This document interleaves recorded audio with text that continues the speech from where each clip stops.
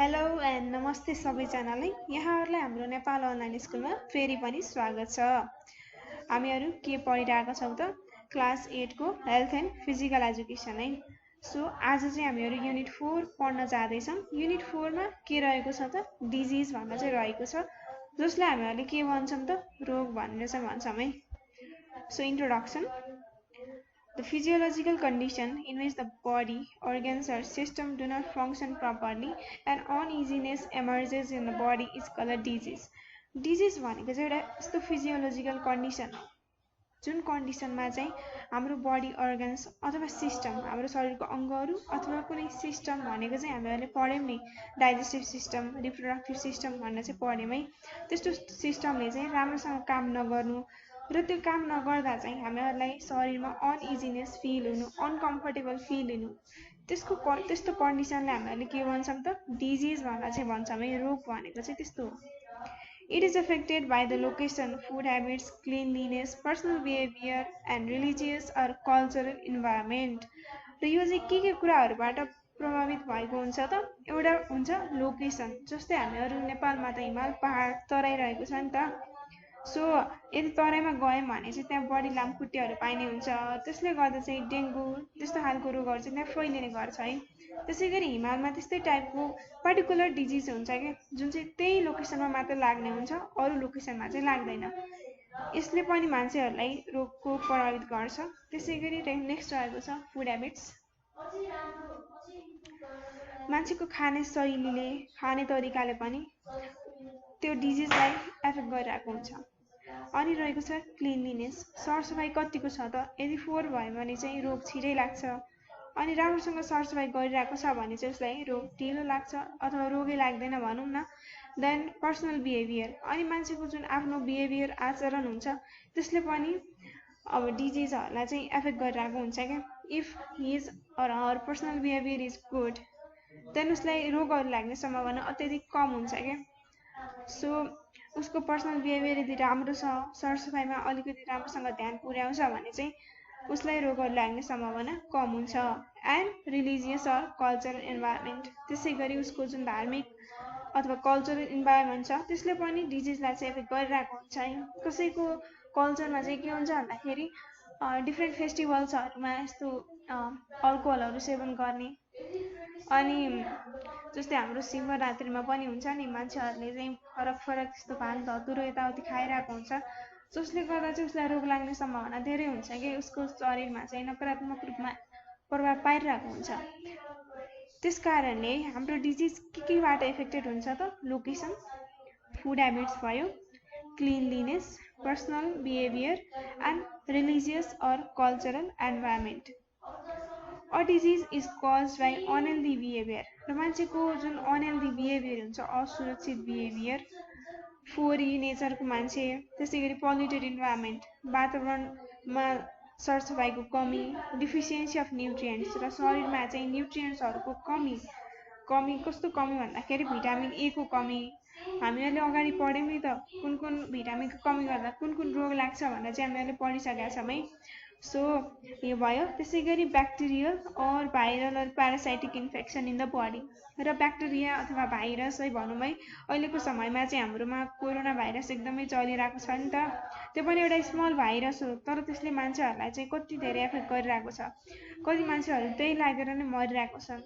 So disease केले cause हुन्छ त भन्दाखेरि मान्छेको जुन अनहेल्दी बिहेभियर भयो, त्यसै गरी पोल्युटेड इन्भाइरोमेन्ट भयो, डिफिसियन्सी अफ न्युट्रिएन्ट्सको कमी, त्यसै गरी bacterial or viral or parasitic infection in the body. The diseases are classified into 2 types, र हाम्रो डिजिजहरू चाहिँ 2 प्रकारमा विभाजित भएको छ है। के छ त? कम्युनिकेबल डिजिज, सरुवा रोग भन्छन् यसलाई हामीहरूले। त्यसै गरी नन कम्युनिकेबल डिजिज, जसलाई चाहिँ हामीहरूले नसर्ने रोग भनेर चाहिँ भन्छौँ है। हाम्रो यो 2 प्रकारमा चाहिँ रोगहरू विभाजित भएको छ। सो फर्स्टमा हामी के पढ्छौँ त? कम्युनिकेबल डिजिज भनेर चाहिँ पढ्छौँ है।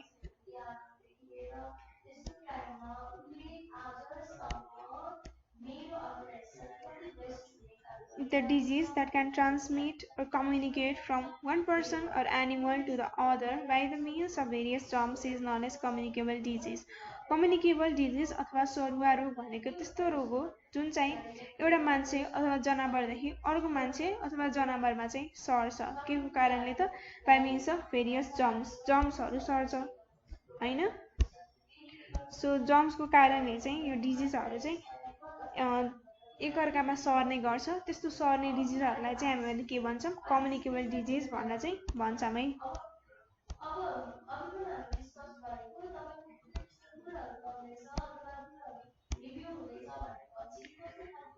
अब रोग त लागिसक्यो है, कोही मान्छेलाई रोग लागिसक्यो, तर हजुरहरूलाई त रोगबाट बच्नु छ। रोगबाट बच्नको लागि हामीले के अप्नाउन सक्छौँ त? यहाँ चाहिँ त्यो रहेको छ है, preventive measures of communicable diseases. Communicable disease सरुवा रोगबाट चाहिँ हामीहरू कसरी बच्न सक्छौँ र त्यो बच्नको लागि चाहिँ हामीले के गर्नुपर्छ भन्ने कुरा चाहिँ यहाँ छ है।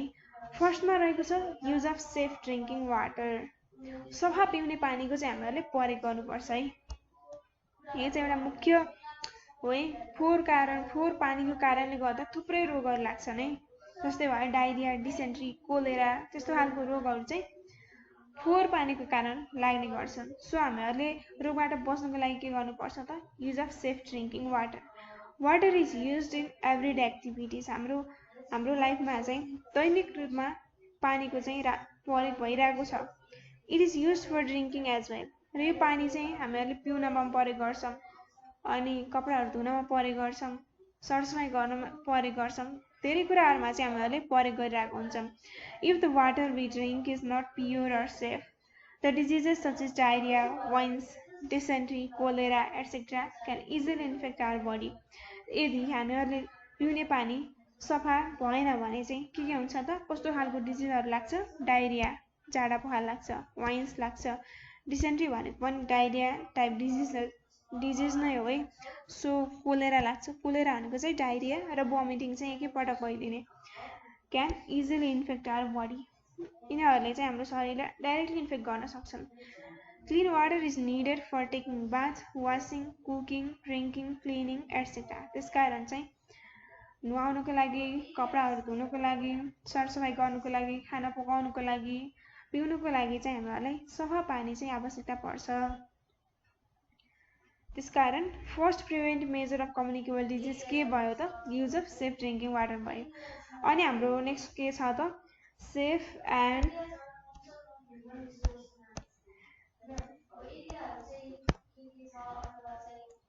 ब्यालेन्स डाइट है। सुरक्षित र सफा, मतलब कि सफा भन्दा पनि सुरक्षित हाम्रो खाने डाइट हुनु पर्यो कि इम्प्युरिटिजहरूबाट अलिक टाढा भएको। हामीहरूले बाहिरको खानेकुरा त धेरै खान्छौँ नि त, त्यसले गर्दा चाहिँ हामीहरूलाई थुप्रै रोगहरू लाग्ने सम्भावना हुन्छ क्या। त्यसकारण हामीहरूले जो न्युट्रियन्ट्सहरूको कमीले गर्दा पनि हामीहरूलाई रोग लाग्छ। त्यसकारण सबै कुराको ब्यालेन्समा राखेर चाहिँ हामीहरूले आफ्नो खानालाई प्रिपेयर गर्नुपर्छ र खानाको रुटिन पनि प्रिपेयर गर्नुपर्छ। Food that is consume daily must be fresh, hygienic and balance. हामीहरूले सधैँ कन्ज्युम गर्ने खाना चाहिँ के हुनुपर्छ त? फ्रेस हुनुपर्छ। भर्खर त्यो बारीबाट लिएको हुन्छ नि, त्यो चाहिँ फ्रेस हुन्छ। हाइजेनिक, जहाँ चाहिँ न्युट्रियन्ट्सहरू सबै हुनु पर्यो, सफा हुनु पर्यो, खानको लागि चाहिँ खान लायक हुनु पर्यो। त्यसै गरी ब्यालेन्सको मतलब चाहिँ के हुन्छ भन्दाखेरि सबै न्युट्रियन्ट्सहरूको चाहिँ मेलमिलाप हुनु पर्यो क्या। एउटामा चाहिँ भिटामिन ए मात्र, मतलब कि एउटामा चाहिँ कार्बोहाइड्रेट मात्र पाइने है। कार्बोहाइड्रेट मात्र खायो भने चाहिँ हामीहरूलाई अरू न्युट्रियन्ट्सको त कमी हुन्छ नि त। त्यसकारण सबै कुराहरू चाहिँ मेलमिलाप गरेर चाहिँ हामीहरूले खानुपर्छ है। Such type of food helps to develop our physical, mental, social and emotional aspects. त्यस्तो खालको खानाहरूले चाहिँ हाम्रो शारीरिक, मानसिक, सामाजिक र इमोसनल एस्पेक्ट्सहरूलाई चाहिँ डेभलप गर्न हेल्प गर्छ। Lack of nutritious food may cause various diseases such as marasmus, wasting, night blindness, anemia, etc. र न्युट्रिसियस फुडको कमीबाट चाहिँ हामीहरूलाई के रोग लाग्न सक्छ भन्ने कुरा त हामीहरूले अघिल्लो च्याप्टरमा नै कुरा गरिसकेका छौँ है। यहाँ पनि त्यसको थोरै कुरा चाहिँ रिपिट गरिदिएको छ। जस्तै मारास्मस भनेर चाहिँ हामीहरूले पढिसकेका छौँ है। जस्तै हामीहरू नेपालीमा ख्याउटे पनि भन्छौँ। एकदमै त्यो शरीर सुकेर चाहिँ हड्डी मात्र भएको। त्यसै गरी वास्टिङ भनेको चाहिँ मेनली सानो बच्चाहरूलाई देखिन्छ है। उनीहरूको शरीर चाहिँ फुल्लेको जस्तो देखिन्छ क्या वास्टिङमा चाहिँ। त्यसैगरी नाइट ब्लाइन्डनेस भने के हो त रातिमा चाहिँ आँखाले नदेख्ने। त्यसैगरी एनेमिया भनेको चाहिँ हाम्रो ब्लडमा रेड ब्लड सेल्सको कमी भएको कारणले। सो यो सबै कुराहरू केबाट हुन्छ भन्दाखेरि त्यो न्युट्रिसियस फुडको कमी भएको कारण चाहिँ यस्तो खालको डिजिजेसहरू लाग्छ। Therefore, in order to be safe from various communicable diseases and malnutrition, the food should consist of all nutrients and it should also be clean, fresh and hygienic. त्यसकारण थुप्रै सरुवा रोगहरूबाट बच्नको लागि र मालन्युट्रिसन भनेर त हामीहरूले पढिसकेका छौँ। त्यसबाट पनि बच्नको लागि हाम्रो खानामा चाहिँ सबै प्रकारको न्युट्रिएन्ट्सहरू चाहिँ हुनुपर्छ and it should also be clean, fresh and hygienic. र हाम्रो खाना चाहिँ खाना लायक हुनुपर्छ, सफा हुनुपर्छ, शुद्ध हुनुपर्छ र हाइजेनिक हुनुपर्छ, हेल्दी हुनुपर्छ हैन। सो हाम्रो सीमा चाहिँ के रहेको छ त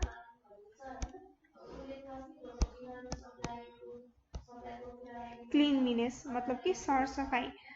We cannot be healthy in absence of personal and environmental cleanliness है। हामीहरू हेल्दी स्वस्थ हुन सक्दैनौँ के एब्सेन्समा त पर्सनल अनि इन्भाइरोमेन्टल क्लिनलीनेस है। आफ्नो सरसफाई र आफ्नो नजिकैको वातावरणको सरसफाईको कमी भयो भने चाहिँ हामीहरू हेल्दी हुन सक्दैनौँ। Due to insufficient cleanliness people suffer from various communicable diseases such as diarrhea, dysentery, cholera, etc.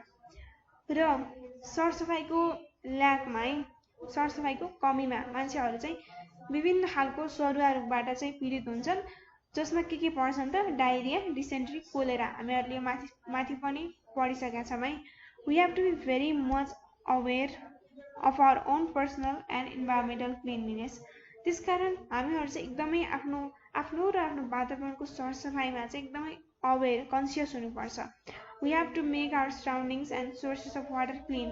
र हामी बस्ने जुन वातावरण, घर वरिपरिको ठाउँहरू हुन्छ, त्यसैगरी पानीको मुहानहरू हुन्छ, त्यो ठाउँहरूलाई चाहिँ हामीहरूले सफा राख्नुपर्छ।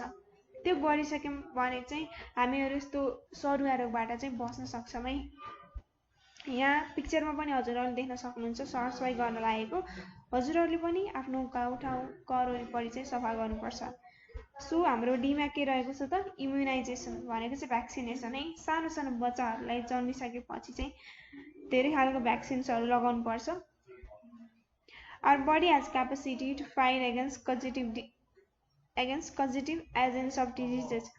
हाम्रो शरीरमा चाहिँ डिजिजहरूको कजेटिभ एजेन्टबाट चाहिँ बच्नको लागि एउटा क्यापेसिटी रहेको छ है। This is call immunity. र त्यो क्यापेसिटीलाई के भन्छौँ त हामीहरूले इम्युनिटी। मान्छेहरूले कुरा पनि गरेको सुन्न सक्नुहुन्छ होला है हजुरहरूले। इम्युनिटी भनेर चाहिँ हजुरहरूले गर्न सक्नुहुन्छ। हाम्रो शरीरमा चाहिँ रोगसँग लड्ने क्षमता छ के। Diseases attack in case of insufficiency of nutrients, ignorance towards diseases, lack of environmental cleanliness, and lack of timely vaccination is required. हाम्रो शरीरमा डिजिजेसहरूले कति बेला एट्याक गर्छन् त भन्दाखेरि जब हाम्रो शरीरमा चाहिँ न्युट्रिएन्ट्सहरूको चाहिँ कमी भयो भने। त्यसैगरी हामीहरू चाहिँ रोगलाई इग्नोर गरे, मलाई त केही हुँदैन, यो खान्छु मैले, यता जान्छु, मैले सरसफाई गर्दिनँ, मलाई अहिलेसम्म केही भएको छैन, केही हुँदैन भनेर मान्छेहरूले भन्छन् नि त। त्यस्तो जुन इग्नोरेन्स छ त्यसबाट पनि हजुरहरूले त्यस्तो समयमा चाहिँ हजुरहरूलाई डिजिजेसले एट्याक गर्ने सम्भावना अत्याधिक हुन्छ। अनि ल्याक अफ इन्भाइरोमेन्टल क्लिनलीनेस, आफू बस्ने वातावरण, घर वरिपरि सरसफाई नगर्दा पनि डिजिजेसहरूले चाहिँ एट्याक गरिरहेको हुन्छ। And lack of timely vaccination is required. र समयमा यदि हामीहरूले खोपहरू लगाएनौँ भने चाहिँ त्यो बेला पनि हामीहरूलाई डिजिजहरूले चाहिँ एट्याक गरिरहेको हुन्छ है। Therefore, the vaccination should be as mentioned in the table given below. त्यसकारण चाहिँ हामीहरूले अब बच्चाहरूलाई चाहिँ कस्तो खालको खोपहरू लगाउनु पर्छ र कति टाइममा चाहिँ लगाउनु पर्छ भन्ने कुरा चाहिँ यहाँ तल दिएको टेबलमा चाहिँ दिएको छ भनेर चाहिँ यहाँ भनिरहेको छ है। सो हामीहरूले हजुरहरूले यो कुराहरू सम्झिन पनि पर्छ है। इक्जाममा सोध्छ हजुरहरूलाई यो भ्याक्सिन चाहिँ कुन डिजिजको एगेन्स्टमा लगाइन्छ त भनेर चाहिँ सोध्छ है। सो फर्स्टमा रहेको छ BCG। BCG भनेको चाहिँ एउटा भ्याक्सिनको नाम र यो कुन रोगको एगेन्स्टमा लगाइन्छ त ट्युबरक्लोसिस, जसलाई हामीहरूले के पनि भन्छौँ त हामीहरूले टिबी पनि भन्छौँ है। अनि टाइम र कुन बेला लगाउने, BCG भ्याक्सिन चाहिँ हामीहरूले कुन बेला लगाउने भन्दाखेरि जन्मेको 1 वर्ष भित्रमा बच्चा जन्मेको 1 वर्ष भित्रमा चाहिँ उसलाई BCG को भ्याक्सिन चाहिँ लगाउनु पर्छ र क्वान्टिटी अर डोज भनेको चाहिँ कति पटक लगाउने त यहाँ चाहिँ वन्स एक पटक मात्र लगाउने भनेको छ है त्यसैगरी भ्याक्सिनेसन डोज इन्टरभल भनेको चाहिँ यहाँ दिएको त छैन है तलको रूपमा चाहिँ दिएको छ र यो कति टाइमको फरकमा चाहिँ लगाउनु पर्छ भन्ने कुरा चाहिँ यहाँ लेखेको हुन्छ है यसमा चाहिँ एक पटक मात्र लगाए पुग्छ त्यसकारण इन्टरभलको आवश्यकता चाहिँ परेन सो हजुरहरूले यो सम्झिनु पर्छ है BCG अनि नेक्स्ट रहेको छ DPT भनेको यहाँ फुल फर्म लेखिदिएको छ है डिजिजको नाम डिप्थेरिया पर्सुएसिस टिटानस भनेर चाहिँ नाम लेखेको छ है सो यो डिजिजको एगेन्स्टमा चाहिँ हामीहरूले DPT भन्ने खोप चाहिँ लगाउनु पर्छ र यो कति बेला लगाउनु पर्छ त within 6 weeks to 1 year from birth जन्मेको चाहिँ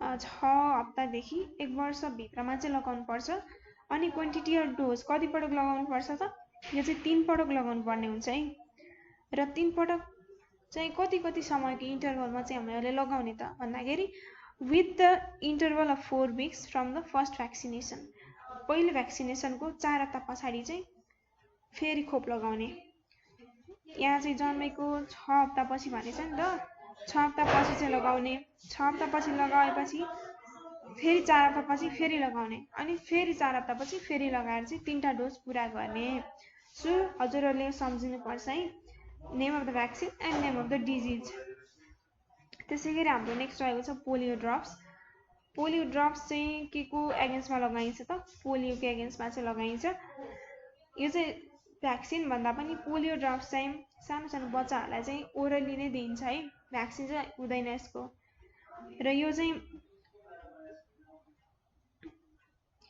पोलियो ड्रप्स भन्ने चाहिँ एउटा खाने पनि हुन्छ र यो चाहिँ भ्याक्सिन पनि हुँदो रहेछ है so within 6 weeks to 1 year from birth यो चाहिँ माथिको DPT जस्तै रहेछ जन्मेको 6 हप्तादेखि 1 वर्ष भित्रमा चाहिँ लगाउनु पर्छ र कति पटक लगाउनु पर्छ भन्दाखेरि 3 पटक लगाउनु पर्छ अनि within the interval of minimum 4 weeks from the first vaccination यो पनि माथिको जस्तै रहेछ है 4 हप्तापछि चाहिँ लगाउने 3 पटक लगाउने यो चाहिँ हजुरहरूले सम्झिनु पर्छ सजिलो छ पोलियो ड्रप्स अनि पोलियो मात्र देन नेक्स्ट रहेको छ मिजल्स पनि मिजल्स भन्ने रोगको एगेन्स्टमा नै लगाइन्छ सो यो चाहिँ कति बेला लगाइन्छ त विदिन 9 months to 1 year जन्मेको 9 महिनादेखि 1 वर्ष भित्रमा र एक पटक मात्र लगाउने यो चाहिँ देन हाम्रो नेक्स्ट रहेको छ TT जसलाई हामीले टिटानस भन्छौँ र यो टिटानसको एगेन्स्टमा लगाइने खोप हो for pregnant and other women aged between 15 to 44 years यो चाहिँ सुत्केरी महिलाहरूलाई चाहिँ लगाइन्छ है कति बेला लगाइन्छ त 15 वर्षदेखि 44 वर्षभित्रको महिलाहरूलाई चाहिँ लगाइन्छ र यो चाहिँ 5 times लगाउनु पर्ने रहेछ यो हजुरहरूको लागि खासै इम्पोर्टेन्ट चाहिँ छैन है हजुरहरूले यति सम्झिँदा हुन्छ यो चाहिँ हायर क्लास 9 क्लास 10 क्लासमा गएर चाहिँ हजुरहरूले पढ्नुहुन्छ सो यो इन्टरभल चाहिँ कति रहेको छ त the second after 4 weeks from the first then next after 6 months and third after 1 year and the last after next 1 year भनेको के भन्दा त एक पटक लगाएको 4 हप्तापछि अर्को लगाउने है देन त्यो अर्को लगाएको 6 महिनापछि फेरि अर्को लगाउने अनि त्यो 6 महिनापछि त्यो 6 महिना भयो त्यसपछि 1 वर्षपछि फेरि अर्को लगाउने त्यसैगरी फेरि 1 वर्षपछि अर्को लगाउने गरेर चाहिँ 5 पटक चाहिँ लगाउनु पर्ने हुन्छ है TT को खोप चाहिँ हजुरहरूले यो सम्झिनु पर्छ है सो हाम्रो D मा रहेको थियो इम्युनाइजेसन भनेर चाहिँ हामीले पढ्यौं खोप लगाएर चाहिँ रोगसँग लड्न सक्ने क्षमता चाहिँ इन्क्रिज गर्ने हाम्रो शरीरमा देन फिफ्थ प्रिभेन्टिभ मेजर चाहिँ के रहेको छ त use of toilet and formation of open defecation free community यसको अर्थ के भन्दाखेरि हामीहरूले टोयलेटको प्रयोग गर्नुपर्छ र आफ्नो गाउँ समाजलाई चाहिँ खुला दिशामुक्त क्षेत्र भनेर चाहिँ घोषणा गर्नुपर्छ भनेर चाहिँ भनेको छ है the main source of communicable diseases is human defecation है मान्छेहरूले चाहिँ खुलामा दिशा पिसाब गरिदिँदा चाहिँ रोगहरू चाहिँ अझ तीव्र रूपमा चाहिँ फैलिन्छन् क्या। त्यो चाहिँ मुख्य सोर्स भनेकै त्यही नै हो है। If we defecate in the open places the bacteria as well as the parasites mix in the soil water and air which finally pollute the environment. यदि हामीहरूले चाहिँ खुलामा फोहोर गऱ्यौँ भने चाहिँ त्यहाँको ब्याक्टेरिया त्यसै गरी प्यारासाइट्सहरू चाहिँ त्यो माटोमा चाहिँ मिक्स हुने अनि एयरमा वाटरमा मिक्स हुने, जसले गर्दा चाहिँ हाम्रो वातावरणलाई चाहिँ पोल्युट गराइदिने अनि विभिन्न खालको रोगहरू चाहिँ त्यहाँबाट फैलिन्छ।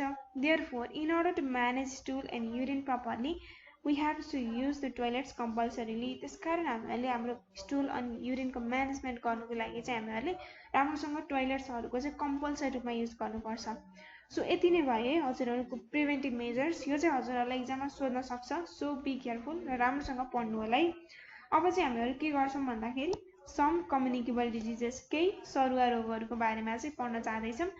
सो फर्स्टमा रहेको छ के रहेको छ त मेनिन्जाइटिस भनेर चाहिँ रहेको छ है। The brain and spinal cord are covered by a type of membrane which is called meninges. हाम्रो ब्रेन र स्पाइनल कर्ड भनेको चाहिँ नर्भस सिस्टमको 2 इम्पोर्टेन्ट अर्गन्स भयो है। र यो अर्गन्सलाई चाहिँ एउटा मेम्ब्रेनले चाहिँ कभर गरेको हुन्छ, जसलाई के भनिन्छ त मेम्ब्रेन भनेको चाहिँ बाहिरबाट कभर गर्ने प्लास्टिक टाइप भनौँ न। र त्यो मेम्ब्रेनलाई चाहिँ के भनिन्छ मेनिन्जेस भनेर चाहिँ भनिन्छ है। The inflammation in the same meninges is known as meningitis.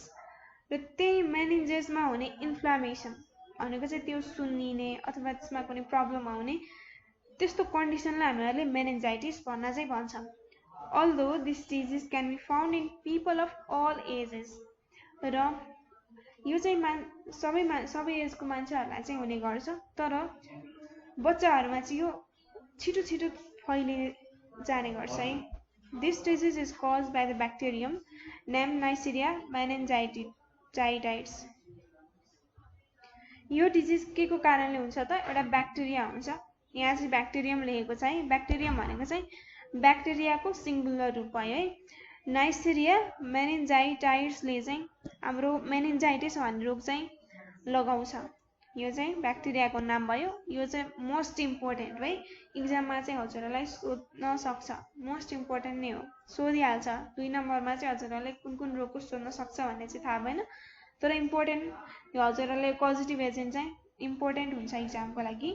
So this disease may communicate through kissing, sexual intercourse or frequent attachment with the patient.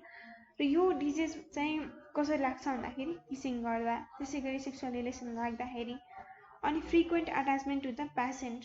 र त्यो रोग लागेको मान्छेहरूसँग चाहिँ फ्रिक्वेन्ट एट्याचमेन्ट हुँदा चाहिँ यो रोग लाग्न सक्छ है।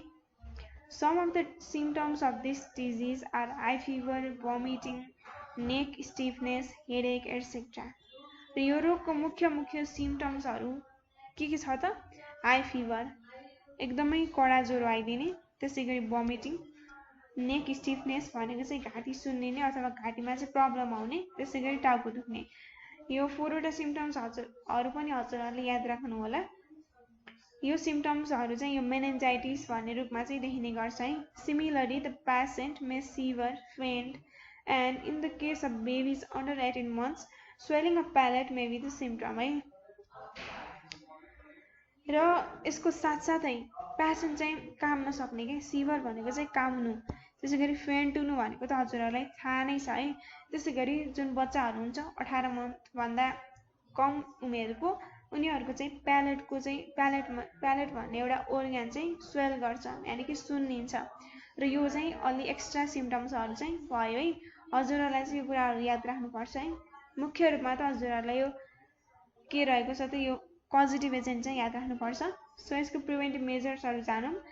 ए keep the patient in separate room, isolate the patient भनेको चाहिँ पेसेन्टलाई एउटा छुट्टै कोठामा चाहिँ राख्ने, यानि कि अरू मान्छेहरूको कन्ट्याक्टबाट चाहिँ टाढा राख्ने। त्यसै गरी बिमा रहेको छ use the clothes, utensils etcetera use by patient after washing them with soap properly. र त्यो रोग लागेको मान्छेले युज गरेको कपडाहरू, सरसामग्रीहरू चाहिँ हामीहरूले राम्रोसँग सफा गरेर साबुन पानीले सफा गरिसकेपछि बल्ल युज गर्नुपर्छ। त्यसै गरी सीमा रहेको छ dispose or bury the things use by patient. र पेसेन्टले युज गरेको सरसामग्रीहरू जुन हुन्छ त्यसलाई चाहिँ राम्रोसँग डिस्पोज अथवा माटोमा लगेर चाहिँ पुरिदिने काम चाहिँ गर्नुपर्छ। त्यसै गरी डीमा रहेको छ Visit health centers for checkups immediately. र चेकअपको लागि चाहिँ हेल्थ सेन्टर्सहरू इमिडिएटली धाउनु पर्ने हुन्छ है। यो चाहिँ अलिकति कडा खालको नै रोग हो, त्यसकारण हेल्थ सेन्टर्समा त जानु नै पर्यो। सो यीमा रहेको छ have immunisation against this disease and aware people to prevent them from this disease. र यो रोगको एगेन्स्टमा चाहिँ हामीहरूले भ्याक्सिन लगाउनुपर्छ र मान्छेहरूलाई पनि अवेर गर्नुपर्छ, जनचेतना चाहिँ फैलाउनुपर्छ। यो यस्तो खालको डिजिज हो, यसरी लाग्छ, यसबाट बच्नको लागि हजुरहरूले यो कुराहरू चाहिँ अपनाउनु पर्छ भन्ने कुरा चाहिँ हजुरहरूले अरू मान्छेहरूलाई, आफ्नो गाउँठाउँ समाज, आफ्नो परिवारको मान्छेहरूलाई चाहिँ भन्नुपर्छ र उनीहरूलाई चाहिँ जनचेतना प्रदान गर्नुपर्छ। यति नै भयो है प्रिभेन्टिभ मेजर्स अफ मेनिन्जाइटिस। सुरुमा के रहेको थियो, keep the patient in a separate room. त्यो पेसेन्टलाई चाहिँ छुट्टै कोठामा राख्ने, अनि उसले प्रयोग गरेको सामग्रीहरूलाई चाहिँ हामीहरूले सफासँग साबुन पानीले धोएर मात्र प्रयोग गर्ने र उसले प्रयोग गरेको कुनै त्यस्तो धुन नमिल्ने जुन सामग्रीहरू हुन्छ त्यसलाई चाहिँ राम्रोसँग डिस्पोज गरिदिने। त्यसै गरी चेकअपको लागि हेल्थ सेन्टर्सहरू पनि छिट्टै गइहाल्ने।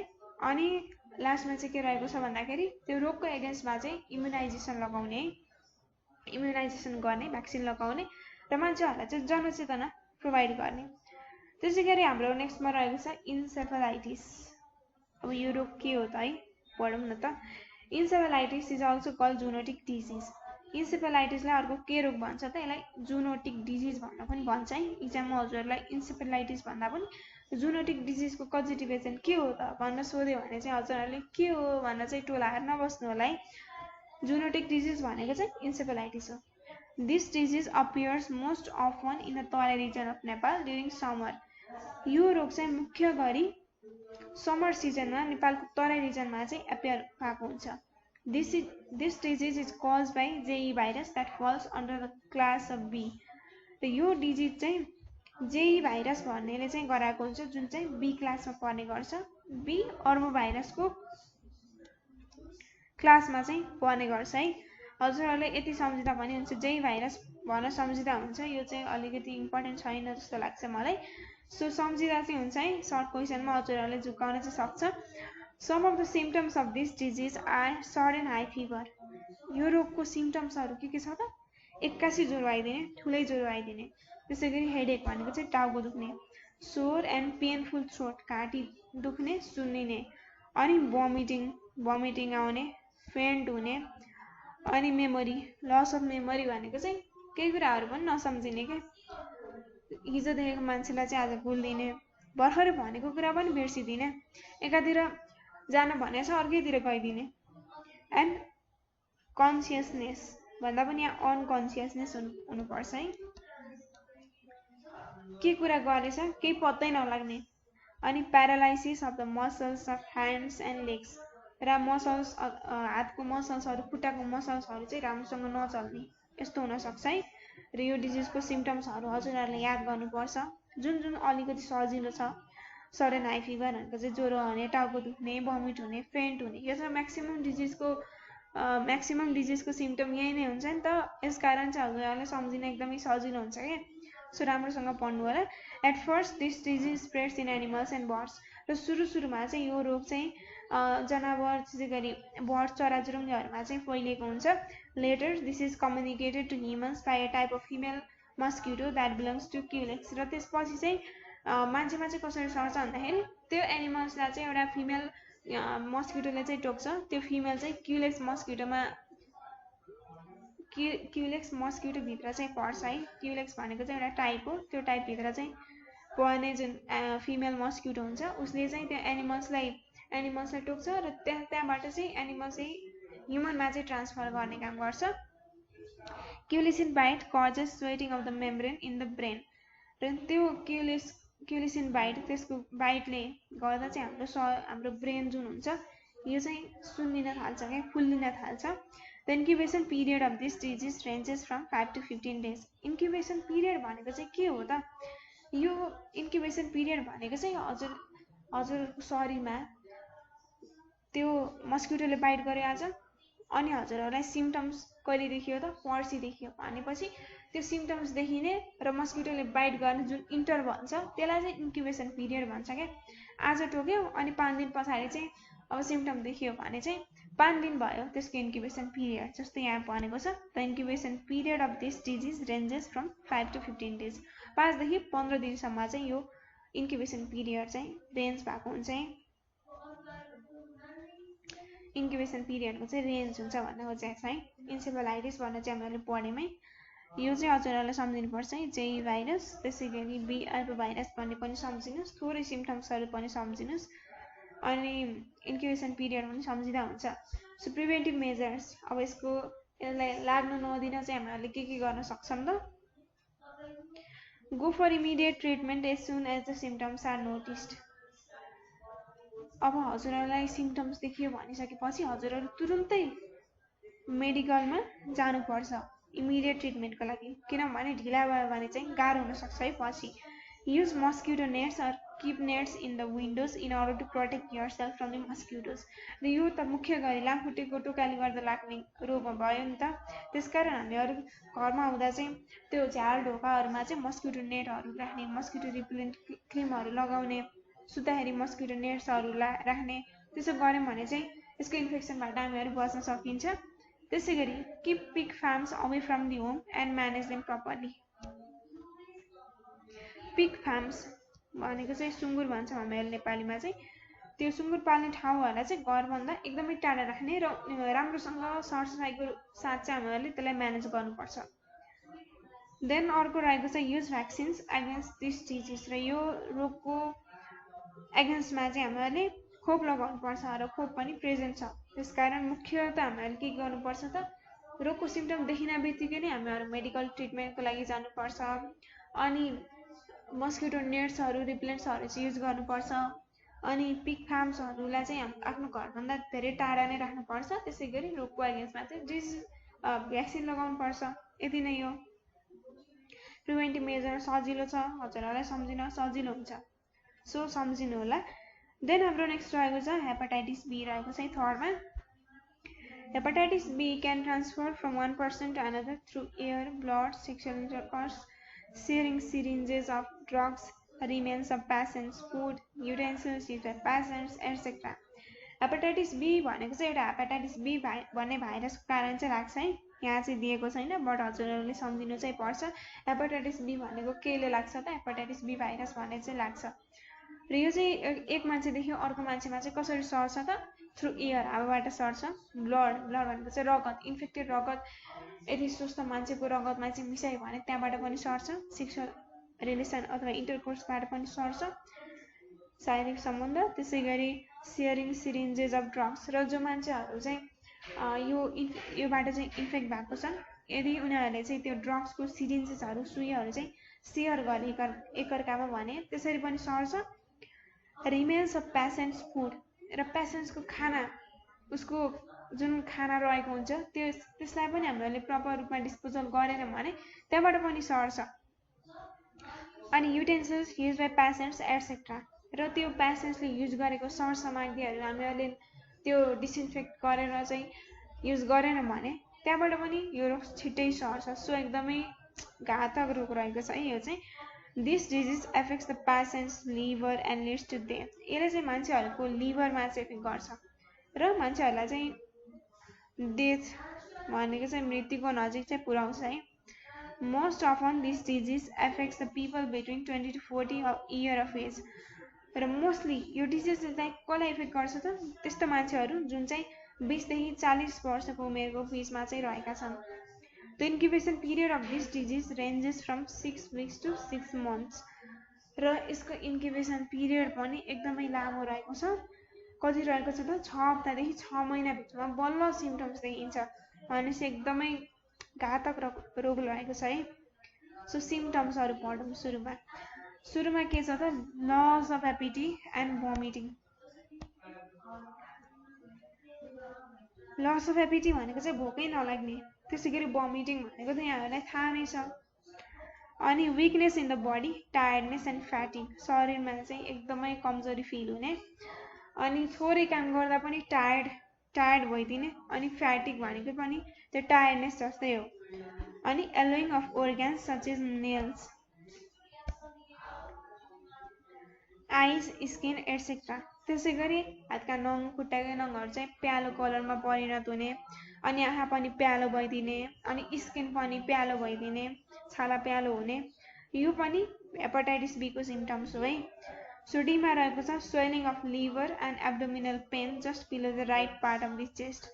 लिभर चाहिँ सुन्निने, त्यसैगरी एब्डोमिनल पेन हाम्रो चेस्टको राइट पार्ट दायाँ पार्टको तल चाहिँ पेन हुने, एकदमै पेन हुने। एब्डोमिनल पेन भनेको पेट दुख्ने भन्दा पनि हुन्छ, एकदमै बडी नै पेट दुख्ने क्या त्यस्तो हुन्छ। त्यसैगरी हाम्रो नेक्स्ट रहेको छ liver cancer that may lead the patient to the death. लिभरमा चाहिँ क्यान्सरै भइदिने जसले गर्दा चाहिँ पेसेन्टको मृत्यु पनि हुनसक्छ।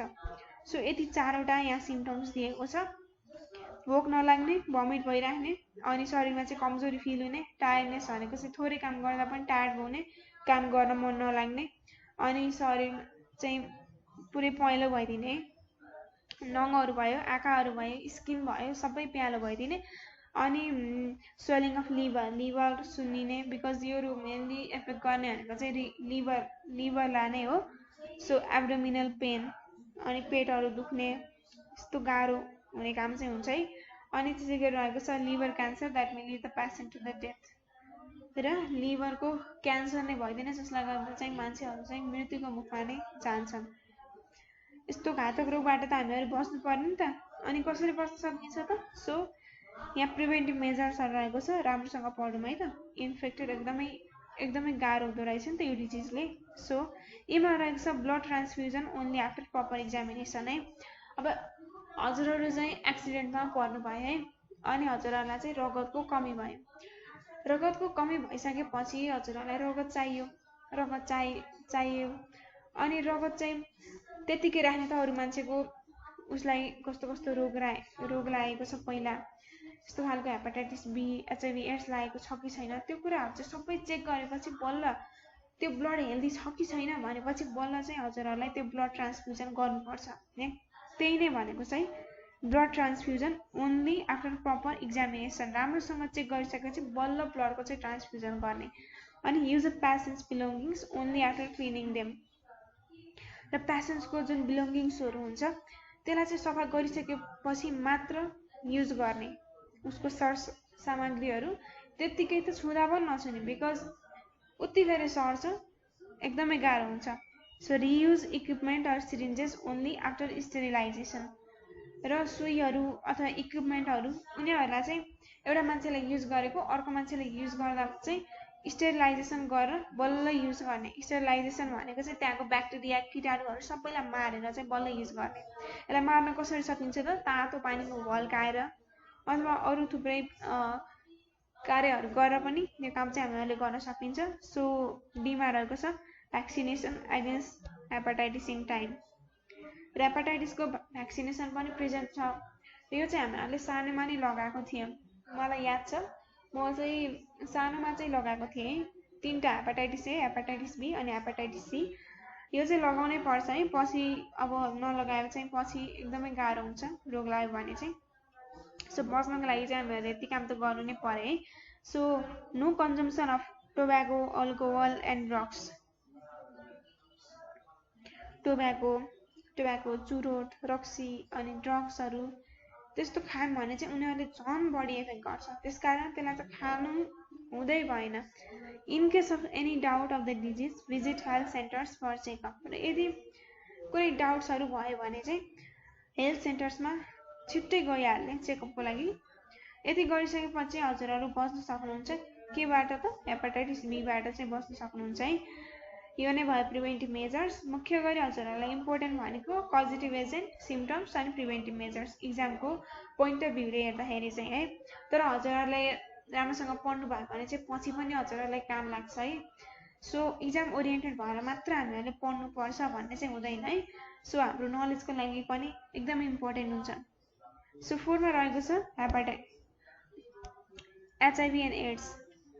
The immunity power of the body is destroyed once a virus named immunodeficiency virus enters the body. यहाँ चाहिँ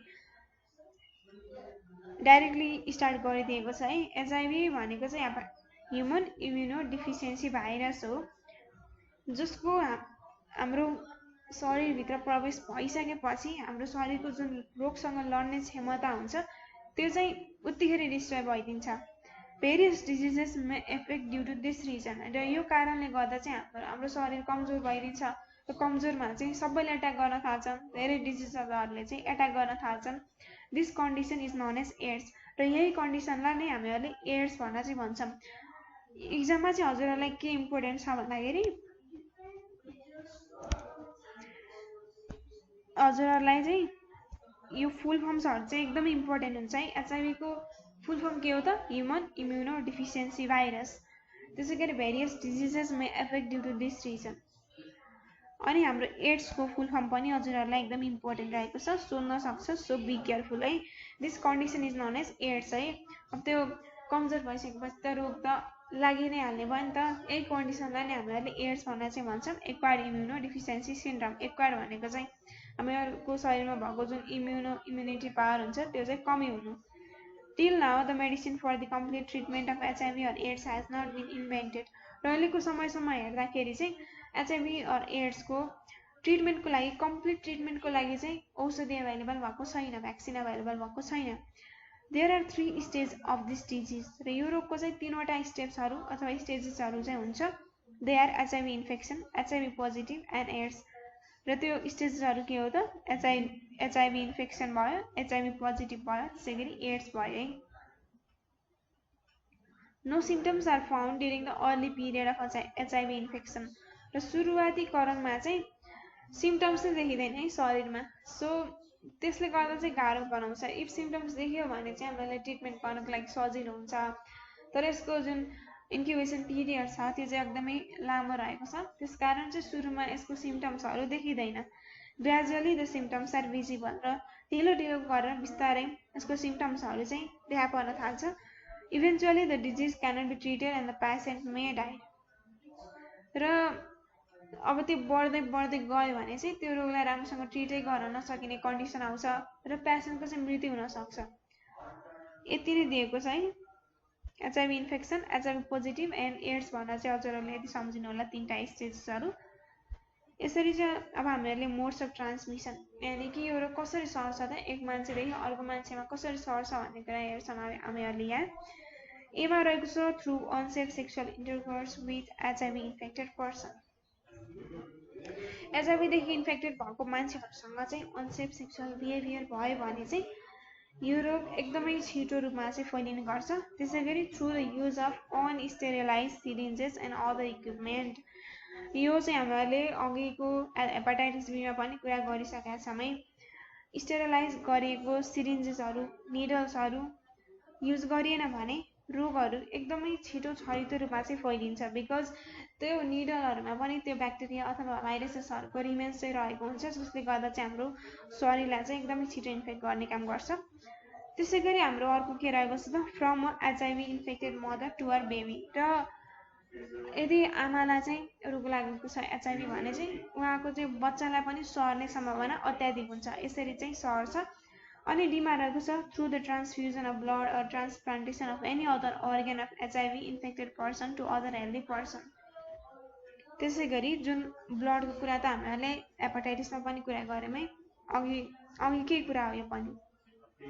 त्यो ब्लडको ट्रान्सफ्युजन अथवा ट्रान्सप्लान्टेसन अफ अर्गन, कुनै अर्गन जस्तै हाम्रो प्रधानमन्त्री केपी शर्मा ओलीले चाहिँ किडनी फेर्नु भएको थियो नि त। अब त्यो किडनी फेर्दा पनि उहाँको त्यो किडनी हेल्दी छ कि छैन, त्यहाँ एचआइभी एड्स लागेको हुनसक्छ। अब लागेको भए चाहिँ त्यो सर्न सक्छ, त्यो सर्छ नै भन्नुपर्छ। सो त्यो कुनै पनि जस्तै हामीहरूले आँखाको ट्रान्सप्लान्टेसन गर्छौँ, धेरै अर्गन्सहरूको चाहिँ ट्रान्सप्लान्टेसन हुन्छ अहिलेको समयमा। र त्यो ट्रान्सप्लान्टेसन गर्ने क्रममा चाहिँ हामीहरूले त्यो अर्गन हेल्दी छ कि छैन, त्यहाँ कुनै रोगको इन्फेक्सन भएको छ कि छैन भन्ने कुराहरू हेरेर मात्र गर्नुपर्छ। त्यसै गरी ब्लड पनि त्यसै गरी नै ट्रान्सफ्युजन चाहिँ गर्नुपर्छ है। सो नजानी हावातालमा चाहिँ हामीहरूले त्यस्तो गर्नुभयो भने चाहिँ अब यो रोग चाहिँ छिट्टै लाग्न सक्छ र छिट्टै फैलिन पनि सक्छ। मुख्य कारण भनेको त केयरलेसनेस नै हो। So main symptoms, major symptoms, यो रोगको मुख्य सिम्टम्सहरू चाहिँ के छ त त्यो पनि हेरौँ न त है। एमा रहेको छ weight loss of more than 10% in a month. 1 महिनामै 10% वेट लस हुने, diarrhoea for 3 weeks or more, त्यसैगरी 3 हप्तासम्म अथवा 3 हप्ताभन्दा बढी समयसम्म कन्टिन्युअस डायरिया लाग्ने, कन्टिन्युअस झाडा पखाला लाग्ने, त्यसैगरी recurring fever for more than 1 month, यो भनेको चाहिँ ज्वरो आउने रोकिने, ज्वरो आउने रोकिने, ज्वरो आउने रोकिने, एक दिन ज्वरो आउने अर्को दिन नआउने, फेरि अर्को दिन आउने, फेरि अर्को दिन नआउने, यस्तो चाहिँ 1 महिनासम्म कन्टिन्युअस भयो भने चाहिँ हजुरहरूले बुझ्नुपर्छ कि मलाई यो रोग त लागेको छैन भनेर चाहिँ हजुरहरूले त्यो चेक गर्न जानुपर्छ है। सो डीमा रहेको छ delay in healing wounds or injuries, हजुरहरूको यदि इन्फेक्सन भयो है, हात काट्यो अथवा खुट्टा काट्यो, तर त्यो सन्चो नै भएन, 1 महिनामा सन्चो भएन, 2 महिनामा सन्चो भएन भने चाहिँ त्यो बेला चाहिँ हजुरहरू सिरियस हुनुपर्छ, बिकज यो रोग लाग्न सक्छ। सो सिम्टम्सहरू you need to care. And यीमा रहेको छ जेनाइटल हर्ब्स, जसलाई चाहिँ जनै खटिरा पनि भन्छ है, हजुरहरूको जेनाइटल अर्गन्सहरूमा चाहिँ खटिराहरू देखिने, मुख्य हजुरहरूको प्राइभेट अर्गन्सहरू हुन्छ नि, त्यो अर्गन्सहरूमा चाहिँ इफ त्यो खटिराहरू देखियो भने पनि यो चाहिँ यसको सिम्टम्स हो भनेर चाहिँ हजुरहरूले बुझ्नुपर्छ र कन्सियस हुनुपर्छ। कन्सियस भइसकेपछि चाहिँ तुरुन्त हस्पिटलमा गएर चाहिँ चेक गराइहाल्नुपर्छ है, ढिला हुनु चाहिँ हुँदैन। सो प्रिभेन्टिभ मेजर्स हेर्छौँ अब हामीहरूले चाहिँ। एमा रहेको छ we should avoid unsafe sexual intercourse है, अनसेफ सेक्सुअल इन्टरकोर्स चाहिँ हामीले अभोइड गर्नुपर्छ। ट्रस्ट छ रोग लागेको छैन भने चाहिँ त्यो हो, बट त्यो अनसेफ रूपमा चाहिँ त्यो गर्नु हुँदैन। अनि बीमा रहेको छ blood transfusion and organs transplantation should be done only after blood test, र ब्लड ट्रान्सफ्युजन भनेको त ब्लड डोनेट गर्ने, एउटा मान्छेले अर्को मान्छेमा चाहिँ ब्लडहरू ट्रान्सफ्युज अथवा पठाउने काम, त्यसै गरी अर्गन्स ट्रान्सप्लान्टेसन भनेको पनि अब अर्गनको किडनीहरू फेर्ने, त्यसै गरी आँखाहरू फेर्ने, यस्तो काम चाहिँ ब्लड टेस्ट गरिसकेपछि बल्ल गर्नुपर्छ कि त ब्लडमा रोग त छैन, कुनै रोगको इन्फेक्सन भएको त छैन, कुनै ब्याक्टेरिया अथवा भाइरस छ कि छैन भनेर चाहिँ त्यो टेस्ट गरिसकेपछि बल्ल इफ हेल्दी छ भने बल्ल मात्र त्यो ब्लडको ट्रान्सफ्युजन त्यसै गरी अर्गनको ट्रान्सप्लान्टेसन चाहिँ गर्नुपर्छ। अनि सीमा रहेको छ we should avoid conception by HIV infected women, अब एचआइभी इन्फेक्टेड महिला छ अनि उसलाई चाहिँ बच्चा पाउने उस छ भने चाहिँ त्यो फिलिङबाट चाहिँ टाढा बस्नु पर्यो, बिकज त्यो बच्चालाई पनि सर्छ, त्यसकारण चाहिँ जुन एचआइभी इन्फेक्टेड भएको महिलाले चाहिँ बच्चा जन्माउनु भएन। अनि डीमा रहेको छ we should use only sterilize syringes and other equipment, र हस्पिटलमा चाहिँ स्टेरिलाइज गरेको डिसइन्फेक्ट गरेको सिरिन्जेस र निडल्सहरू चाहिँ युज गर्नु पर्यो है। अरू पेसेन्टले युज गरेको डाइरेक्टली हजुरहरूले युज गरिदियो भने चाहिँ हजुरहरूले कुरा उठाउन सक्नुहुन्छ, त्यो कहिले पनि युज गर्नु हुँदैन, बिकज रोगहरू त सरिहाल्छ नि त, गाह्रो हुन्छ। सो यीमा रहेको छ we should avoid drug addiction substance abuse, र ड्रग एडिक्सन भनेको त हजुरहरूलाई थाहा नै छ है, अहिलेको समयमा धेरै मान्छेहरू चाहिँ यस्तै कुराहरूमा चाहिँ फसेर मान्छेहरू एडिक्टेड भएर चाहिँ राम्रो कुरा सबै भुलिरहेका छन्, राम्रो काममा इन्भल्भमेन्टै छैन उनीहरूको, त्यसकारण यो ड्रग एडिक्सन त्यसै गरी सब्सटेन्सको एब्युजबाट पनि हामीहरू टाढा बस्नुपर्छ, अभोइड गर्नुपर्छ। सो मेजर सिम्टम्सहरू, मोड्स अफ ट्रान्समिसन अनि प्रिभेन्टिभ मेजर्स, यति कुरा चाहिँ हजुरहरूले राम्रोसँग सम्झिनुपर्छ। यसरी चाहिँ हामीहरूले के भ्यायौँ त एचआइभी एड्स पनि भ्यायौँ है। सो यो भिडियोमा चाहिँ हामीहरूले यति नै गर्छौँ, र नेक्स्ट भिडियोमा चाहिँ हामीहरूले नन कम्युनिकेबल डिजिजको बारेमा चाहिँ पढ्नेछौँ। सो यहाँसम्म भिडियो हेर्नुभयो, यहाँहरूलाई चाहिँ धेरै धेरै धन्यवाद। इफ एनी क्वेसन छ भने चाहिँ हजुरहरूले डाइरेक्ट त्यहाँ कमेन्ट गर्न सक्नुहुन्छ, वी विल हेल्प यु, और हजुरहरूले यो नम्बरमा पनि कल गर्न सक्नुहुन्छ है, 9849595895, यो नम्बरमा पनि हजुरहरूले कल गरेर चाहिँ हेल्प लिन सक्नुहुन्छ।